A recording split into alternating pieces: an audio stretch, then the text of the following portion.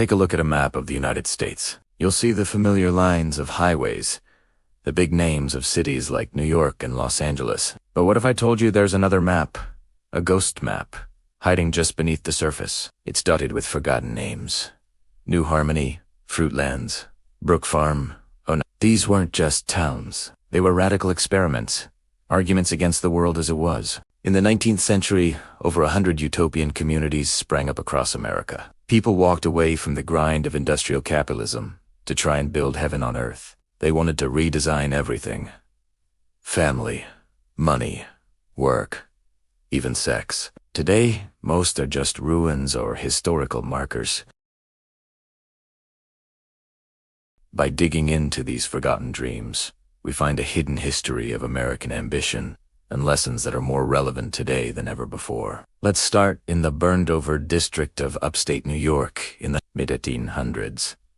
It was a hotbed of religious revival, and out of this fervor rose the Oneida Community. Now, you probably know the name Oneida from the fancy silverware in your grandma's kitchen, but the story behind those folks is one of the most radical social experiments in American history. The founder, John Humphrey Noyes, preached that humans could live free of sin. His solution was shocking. He abolished private property, and he also abolished traditional marriage. They practiced what they called complex marriage, where every man was essentially married to every woman, and vice versa. It wasn't a free-for-all. It was a highly structured system designed to stamp out selfishness and jealousy, and for 30 years, it worked. Oneida became economically powerful, making Hikwalidi animal traps and silk thread before they ever touched silverware. They even practiced a form of selective breeding they called stirpiculture, trying to create superior children. So why did it all fall apart? It wasn't money. It was charisma. When the aging leader, Noyes, fled to Canada to escape legal trouble, the system couldn't survive without him. The younger generation didn't want complex marriage. They wanted old-fashioned romance. They wanted to fall in love with just one person. In 1881, the community dissolved, trading their quest for heaven for a joint stock company making cutlery. The radical we gave way to the timeless I. While religion-fueled Oneida philosophy drove Brook Farm in Mass. This was the project of the transcendentalist, the intellectual rock stars of the day. Their goal was simple: combine thinking and working. They figured if everyone did a few hours of farm labor, they'd have the rest of the day free for poetry, painting, and deep thoughts. The famous author, Nathaniel Hawthorne, was a founding member. The reality, well, it turned out intellectuals make pretty terrible farmers. Hawthorne wrote about shoveling a massive pile of manure, complaining that after a day of brutal physical labor, he was too exhausted to write a single creative sentence. The community attracted plenty of people who wanted to talk about philosophy, but very few who knew how to plant a field or fix a fence. When a fire destroyed their main building, they were uninsured and broke. The dream evaporated. Brook Farm taught a harsh lesson about the gap between theory and practice. Next, we head west to Indiana and find New Harmony, the brainchild of a wealthy industrialist named Robert Owen.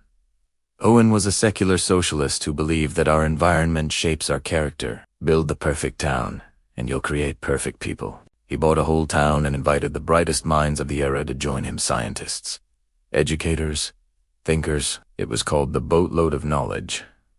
New Harmony failed faster than almost any other utopia, collapsing in about 2 years. The problem: Owen invited everyone. Without a strong, shared belief system, the town filled with what one resident called crackpots and freeloaders. The scientists argued, the laborers refused to work, and the whole thing fell apart. It taught us that a beautiful design isn't enough.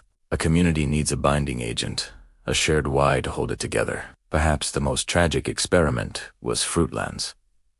Founded by Bronson Alcott, father of author Louisa May Alcott, this commune was based on extreme ideological purity. They were vegans before the word existed. They refused to use wool from sheep, manure for fertilizer, or cotton picked by enslaved people. They wore thin linen clothes through the brutal Massachusetts winter. It was a disaster. Bronson was a dreamer who refused to do the hard work, and the community nearly starved to death in a single season. Fruitlands is a chilling warning of what happens when idealism is completely detached from reality. By the early 20th century, this golden age of utopias was over. So, what did we lose? We lost the boldness to reimagine society from the ground up. We lost the communal safety nets that protected people from facing hardship alone. But these utopias didn't just fail. They dissolved into the groundwater of American culture. Ideas like gender equality, the 8-hour workday, and even Social Security were pioneered in these radical communities long before they became mainstream. Their experiments with communal living and green spaces influenced modern urban planning. The ruins of these towns aren't monuments to failure. They are blueprints of a deep human longing for connection and meaning. They remind us that the way we live now in our separate homes, chasing individual success isn't the only way. It's just the one that won. Today, we see echoes of these dreams in co-living spaces. And the desire to build a better world together never really dies. We study these forgotten utopias, not to laugh at their failures, but to learn from their ambition. Because in striving for a perfect world, we might just end up building a better one. Thanks for watching. If you found this journey into America's hidden history interesting, don't forget to like and subscribe for more deep dives. See you next time.